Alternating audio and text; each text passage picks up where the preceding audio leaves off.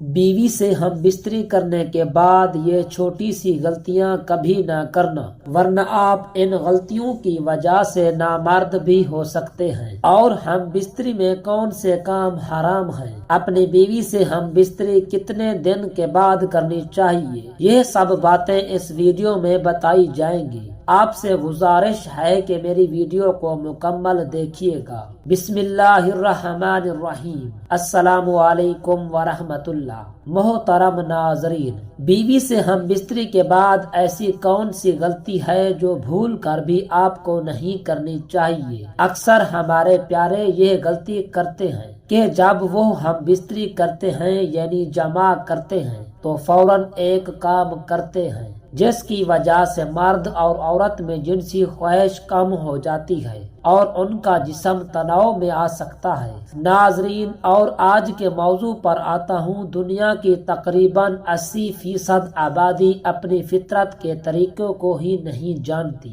لوگ یہ نہیں جانتے کہ ہمیں ہم بستری کس طرح کرنی چاہیے اور اس سے پہلے اور بعد میں کیا کرنا چاہیے۔ آج ہم آپ کو ہم بستری کے بعد کرنے اور نہ کرنے والے کاموں کے بارے میں چند احتیاطی تدابیر سے آگاہ کریں گے۔ ان کو اپنانے سے آپ بہت سے مسائل اور بہت سی پریشانیوں سے بچ سکتے ہیں۔ نمبر 1، ہم بستری کے بعد پانی کا پینا کیسا ہے؟ ہم بستری کے بعد نہ کرنے والے کاموں میں سب سے پہلے جس چیز کا ذکر ہوتا ہے وہ ہے پانی کب پینا چاہیے۔ ہم بستری کے فوراً بعد کبھی بھی پانی نہیں پینا چاہیے۔ اگر کوئی انسان اپنے جسم کے درجہ حرارت کے بارے میں معلومات رکھتا ہو تو اسے ہم بستری کرنے کے بعد پانی پینے سے پہلے تقریباً یہ اندازہ کر لینا چاہیے کہ اس کے جسم کا درجہ نارمل ہو گیا ہے یا پھر ابھی بھی کچھ گرمائش اور سانوں کی رفتار کا تسلسل میں آ جانا باقی ہے۔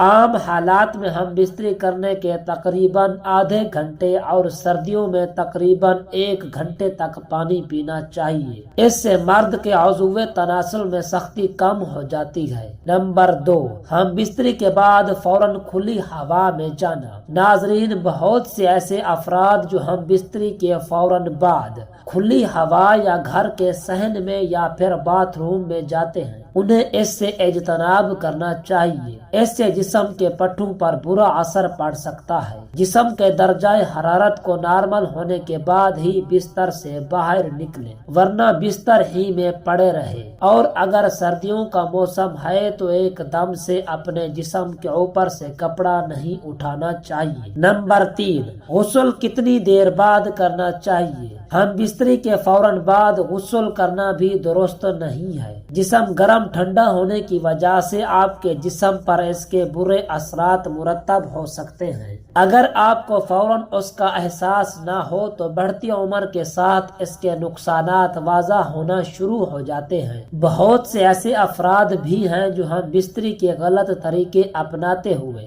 واش روم میں شاور کے نیچے کھڑے ہو کر بھی جمع یعنی ہم بستری کرتے ہیں۔ یہ طریقہ بھی حفظان صحت کے اصولوں کے خلاف ہے۔ اس سے اجتناب کریں، یہ گناہ بھی ہے اور صحت کے بگاڑ کا ذریعہ بھی ہے۔ اس سے جسم میں اکڑاؤ پیدا ہو جاتا ہے اور رگیں کھینچتی ہیں۔ ناظرین، ہمیشہ یاد رکھیں کہ ہم بستری کرنے کے بعد اس وقت تک کوئی چیز نہ کھائیں جب تک آپ غسل نہ کر لیں۔ اگر آپ اس وقت غسل نہ کرنا چاہتے ہوں تو کم از کم ہاتھ دھو کر غرارے لازمی کریں اور اچھے سے کلی کرنے کے بعد کچھ کھائیں۔ اور ہم بستری سے ہونے والے کمزوری کو ختم کرنے کے لیے ہمیشہ ہم بستری کے بعد نیم گرم دودھ کا گلاس اور 2 عدد کھجوریں کھانے سے کمزوری محسوس نہیں ہو سکے گی۔ محترم ناظرین، ہم بستری کے بعد سونے سے قبل وضو یا غسل کرنا لازمی ہے، لیکن جب بات شریعت سیکھنے کی ہے تو وہاں کیا ہے جس کی ہمیں شرم آ رہی ہے؟ دنیا کی بے حیائی میں شرم نہیں آتی،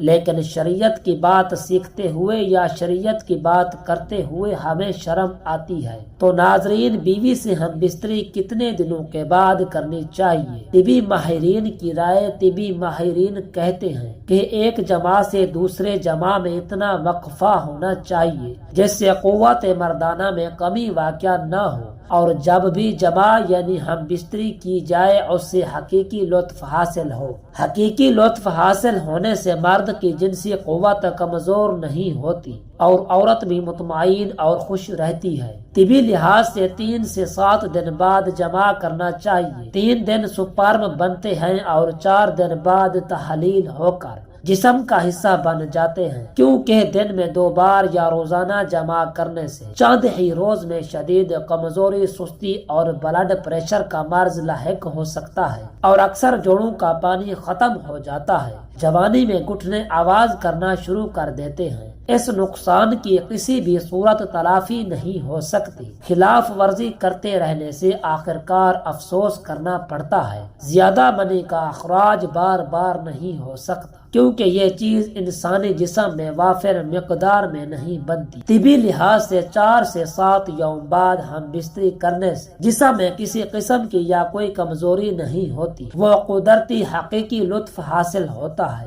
تمام زندگی تک مختلف امراض سے بچا جا سکتا ہے۔ محترم ناظرین، خاوند اور بیوی سے متعلق کچھ مفید معلومات آپ کے سامنے پیش کرنے جا رہا ہوں۔ تمام دوستوں سے گزارش ہے کہ میری ویڈیو کو مکمل دیکھیے گا۔ محترم ناظرین، آپ سے بیوی کے تعلقات میں کچھ ایسے ایمان ہیں جن کو ہم معمولی سمجھتے ہیں جو شریعت میں سنگین جرم ہیں۔ کبھی کبھار لگتا ہے یہ بے حیائی کی باتیں ہیں، لیکن یہ بے حیائی نہیں ہے بلکہ یہ شریعت کا علم ہے جس کا ہمیں پتہ اور معلوم ہونا چاہیے کہ ہم بستری کس طرح کی جائے اور ہم بستری کا اسلام میں طریقہ کار کیا ہے۔ اسلام میں ازدواجی تعلقات کو پاکیزگی اور محبت کے ساتھ انجام دینے کا حکم دیا گیا ہے۔ شوہر اور بیوی کے درمیان ہم بستری کے دوران کچھ اعمال حرام قرار دیے گئے ہیں تاکہ تعلقات حدود شرع کے مطابق رہیں۔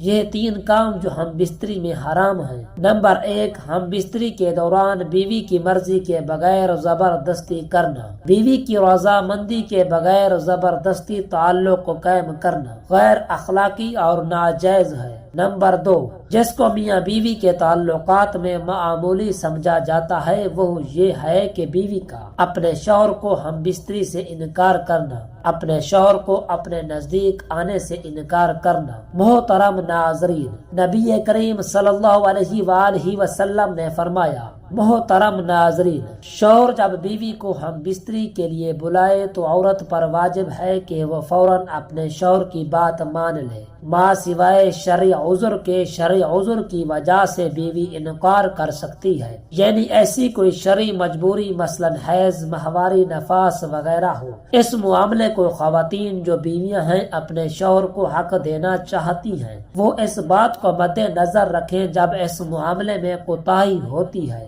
تو انسان دوسری جگہ اپنی خواہش پوری کرنے جاتا ہے اور یہ بات بھی بیوی برداشت نہیں کر سکتی، اس لیے شریعت نے اس معاملے کی اہمیت بیان کی ہے۔ دوسری روایت صحیح بخاری کی ہے، حضور اکرم صلی اللہ علیہ وسلم نے فرمایا، جب شوہر اپنی بیوی کو ہم بستری کے لیے بلائے اور بیوی انکار کر دے اور شوہر اپنی بیوی سے ناراضگی کی حالت میں سو جائے تو جب تک وہ ناراضگی کی حالت میں سوتا رہے گا فرشتہ بیوی پر لعنت بھیجتا رہے گا۔ نمبر 3، جو میاں بیوی کے تعلقات میں عام طور پر ہوتا ہے تو اس کو معمولی سمجھا جاتا ہے، وہ یہ ہے کہ حیض کی حالت میں اپنی بیوی سے ہم بستری کرنا یا ایسی جگہ سے کرنا جو غیب کی ترکیب ہے۔ نبی کریم صلی اللہ علیہ وآلہ وسلم نے فرمایا، جامعہ ترمذی کی یہ روایت ہے، جس شخص نے حیض والی عورت سے ہم بستری کی اس نے شریعت کا انکار کیا ہے۔ جس نے یہ عمل کیا اس کے لیے شریعت نے کفارے کا حکم دیا ہے اور یہ بہت سنگین جرم ہے، لیکن اس کو لوگ سمجھ ہی نہیں پا رہے اور اس بات کو کوئی سیریس لینے کو تیار نہیں کہ نکاح سے پہلے اس کے آداب اور ازدواجی زندگی سے متعلق سیکھا جائے۔ محترم ناظرین،